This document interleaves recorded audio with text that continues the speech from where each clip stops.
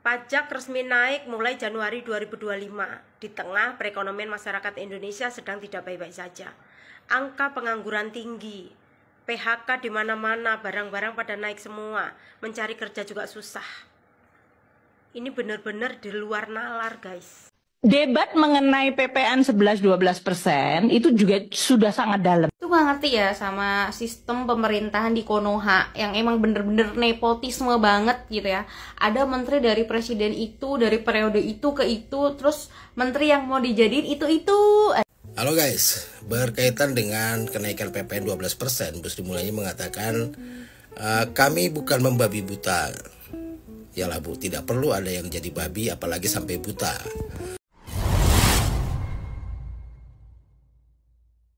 Ya, pada kenyataannya rakyat seolah-olah dijadikan sebagai sapi perah. Katanya sumber daya alam melimpah, tetapi negeri ini 80% lebih masih bergantung pada pajak. Dan tahun depan di bulan Januari pajak resmi dinaikkan. Dan ini adalah beban baru bagi rakyat Indonesia. PHK di mana-mana, lapangan kerja semakin kesini semakin susah. Tetapi harga-harga kebutuhan semakin meningkat. Dan ini tandanya bahwa rakyat betul-betul seolah-olah dibuat melarat. Miris sekali. Nah, untuk itu langsung saja kita lanjut videonya. Kita simak bersama-sama bagaimana video lengkapnya, apa yang menjadi komentar-komentar para netizen terkait dengan kenaikan pajak, kenaikan PPN sampai 12% ini yang semakin membuat rakyat Indonesia khawatir. Negeri ini bukannya mengalami kemajuan, tetapi malah mengalami kemunduran. Nah, untuk itu langsung saja kita ke videonya. Pajak resmi naik mulai Januari 2025 resmi di loh, tengah guys. perekonomian masyarakat Indonesia sedang tidak baik-baik saja.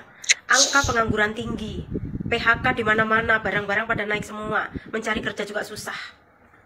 Ini benar-benar di luar nalar, guys. Tapi herannya, tunjangan para pejabat dinaikkan. Tunjangan pensiun mantan para pejabat dinaikkan. Ini nggak adil loh, guys. Pajak yang semula 11% menjadi 12%. Naik sebesar 1%. Memang terlihat kecil, tapi kalian jangan terkecoh, guys. Kita jangan terkecoh, ini hanya teori. Secara praktek beda lagi. Kenaikan bisa mencapai 10%. Coba kita lihat. Sebagai contoh, harga barang 100.000 itu nggak mungkin naik menjadi 101.000, ya. Minimal itu 110.000. Nah, selisih 10.000 itu berapa persen dari 100.000? Itu 10%, guys. Harga barang 1 juta nggak mungkin menjadi 1.010.000. Pasti 1.100.000 itu minimal. Nah, selisihnya 100.000 itu berapa persen dari 1 juta? Itu 10%, guys. Dengan adanya kenaikan pajak, semua barang-barang akan naik, guys. Jadi ini akan menambah beban rakyat. Belum lagi rakyat terbebani dengan potongan pajak, penghasilan, PPP, kendaraan, dan lain-lain. Menurutku semakin memang ngeri. pemerintah ini semakin ugal-ugalan.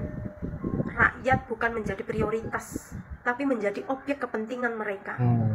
Betul. Dan kalian jangan cuma diem aja. Ayo kita kritik, ayo kita bersuara. Ketika negara tidak berpihak kepada rakyat, ketika kebijakan-kebijakannya semakin membebani rakyat. Debat mengenai PPN 11-12% itu juga sudah sangat dalam. Itu gak ngerti ya sama sistem pemerintahan di Konoha yang emang bener-bener nepotisme banget gitu ya. Ada menteri dari presiden itu, dari periode itu ke itu, terus menteri yang mau dijadiin itu aja. Padahal udah jelas kerjaannya dari tahun ke tahun tuh sama aja gitu, kayak nggak ada perubahan gitu. Nilai kurs rupiah terus melemah gitu, terus banyak kebijakan sebenarnya yang cuma nguntungin pemerintah gitu. Kenapa sih ibu-ibu ini nggak mikir gitu? Kenapa harus naikin pajak PPN 12%? Kenapa ibu ini nggak motong aja tuh gaji pejabat, tunjangan pejabat, atau gaji tunjangan DPR nih rumah 30 juta tuh ngapain gitu loh, Bu? Terus ngapain sampai bikin menteri sampai di atas 100 orang yang nggak ada gunanya gitu? Bahkan menteri-menteri yang nggak ada gunanya jadi menteri lagi gitu. Mikir, Bu, mikir. Harusnya ibu nih yang udah pengalaman dari Presiden SBY, Jokowi gitu ya, harusnya mikir gitu loh. Kedepannya harusnya kayak gimana gitu, kompromiin. Kenapa sih Pak menterinya harus sampai segini banyak, buat apa gitu. Terus ibu kerjanya dari tahun ke tahun sampai kurs rupiah ini naik terus gitu kan. Kita ngalamin inovasi berkali-kali dan sekarang ekonomi Indonesia itu makin hancur, tapi si ibu ini malah mikirin ini gimana sama pendapatan negara. Kenapa ibu nggak potong aja tuh gaji para pejabat? Promiin dong, kalau udah berpengalaman tuh kompromiin sama presidennya. Terusnya nih ibu nih yang udah berpengalaman, terus banyak kegagalan juga, terus sekarang ekonomi Indonesia makin lemah gitu ya. Ibu ini harusnya kalau ditunjuk lagi sama presiden dengan kapasitas ibu yang sebenarnya kurang gitu ya, nggak ada pengaruh apa-apa gitu, justru makin melemah. Harusnya ibu sadar diri, maaf Pak, saya nggak punya ide apa-apa buat meningkatkan perekonomian di RI gitu, karena selama ini saya kerja kurs rupiah tuh terus melemah gitu Pak. Harusnya ibu tuh sadar diri. Lagi dengan kebijakan fiskal besok yang bakal diambil sama Prabowo, bahkan setiap tahun bakal ngutang segini berapa miliar, padahal kita udah utang berapa triliun gitu kan. Dan ibu sendiri malah memberatkan ke warga menengah ke bawah, bukan ke pengusaha atau ke pejabat gitu. Harusnya pejabatnya tuh yang dikurangin. Mikir dong, mikir dong. Halo guys, berkaitan dengan kenaikan PPN 12%, Bu Sri Mulyani mengatakan kami bukan membabi buta. Ya lah Bu, tidak perlu ada yang jadi babi apalagi sampai buta.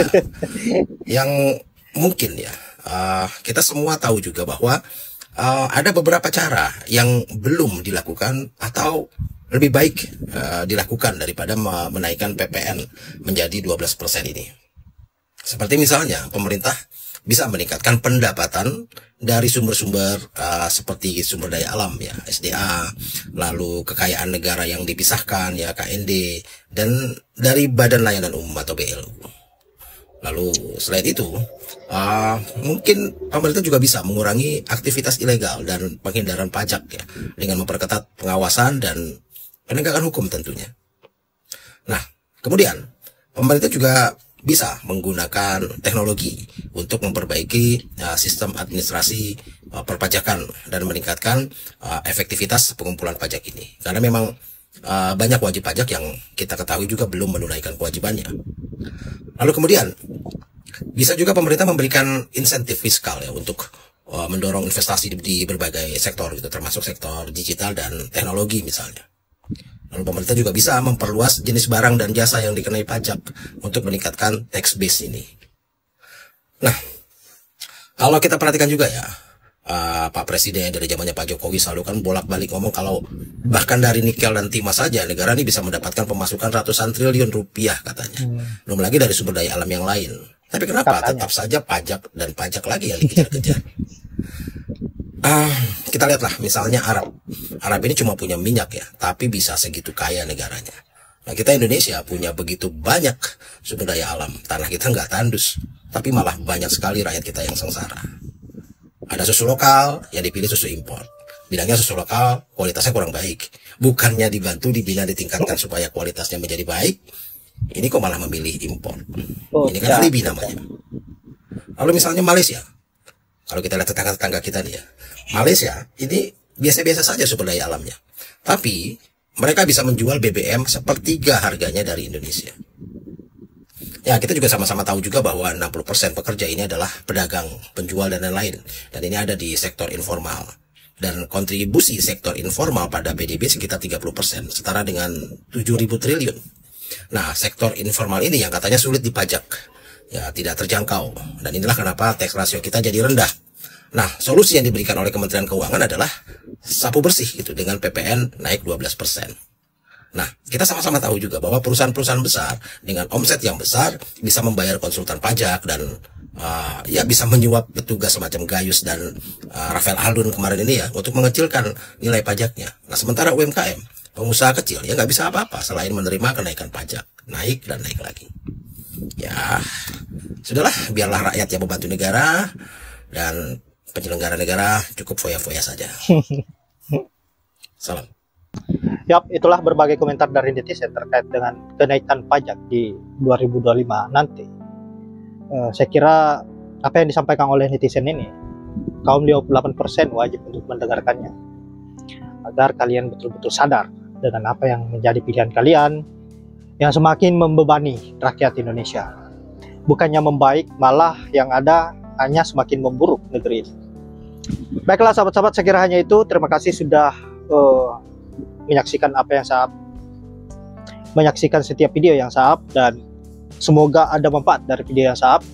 Saya akhiri dengan ucapan wallahul muwaffiq ila aqwamit thoriq. Assalamualaikum warahmatullahi wabarakatuh.